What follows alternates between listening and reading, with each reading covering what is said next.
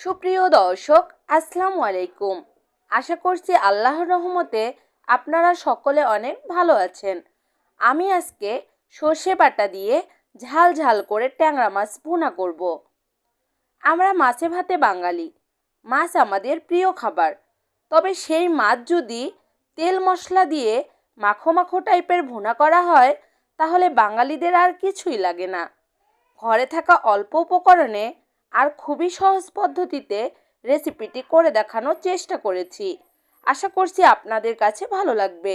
যদি ভালো লাগে, প্লিজ চ্যানেলটি সাবস্ক্রাইব করে আমার পাশে থাকবেন।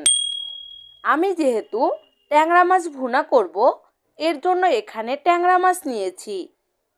এবার মাছের মধ্যে সামান্য হলুদ গুঁড়া আর লবণ দিয়ে মাখিয়ে নিব।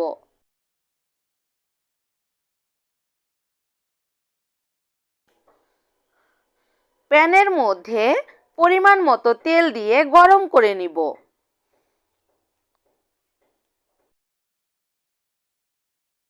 গরম তেলে মাছগুলো দিয়ে উল্টে পাল্টে ভেজে নিব।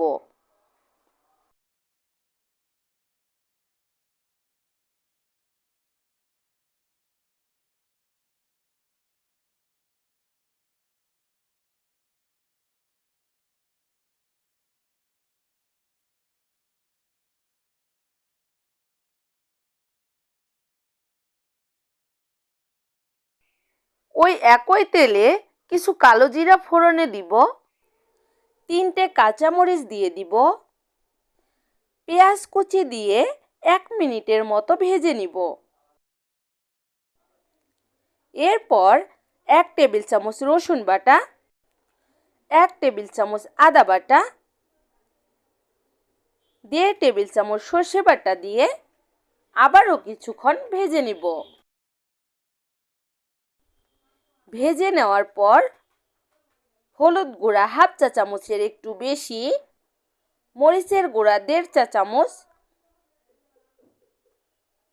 জিরা ধনিয়ার গুঁড়া 1 চা চামচ, লবণ স্বাদ মতো দিয়ে সমস্ত কিছু একত্রে মিশিয়ে নিব।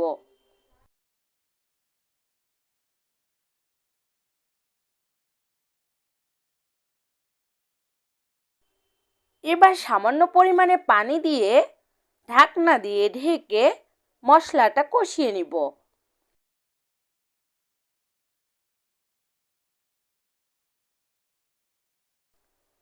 মশলা কষানো হয়ে গিয়েছে।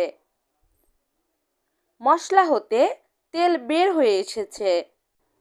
এখন ভেজে রাখা ট্যাংরা মাছ দিয়ে মশলার সাথে নেড়ে চেড়ে আবারও ঢাকনা দিয়ে ঢেকে 1 মিনিটের জন্য রেখে দিব।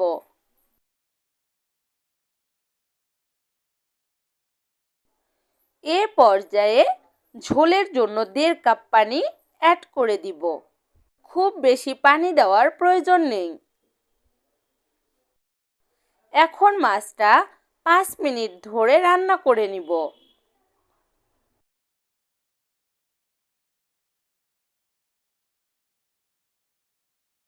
ফিরে এলাম 5 মিনিট পর। দেখুন ঝোল প্রায় টেনে এসেছে।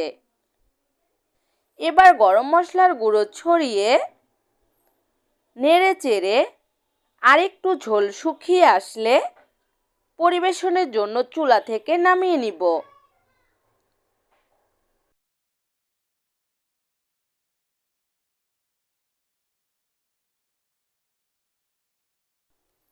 রেসিপিটি দেখতে যতটা লোভনীয় হয়েছে, খেতেও ঠিক ততটাই সুস্বাদু হয়েছে।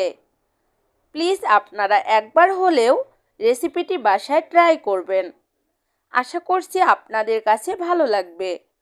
যদি ভালো লাগে, প্লিজ চ্যানেলটি লাইক, কমেন্ট, শেয়ার এবং সাবস্ক্রাইব করে দিবেন। আল্লাহ হাফেজ।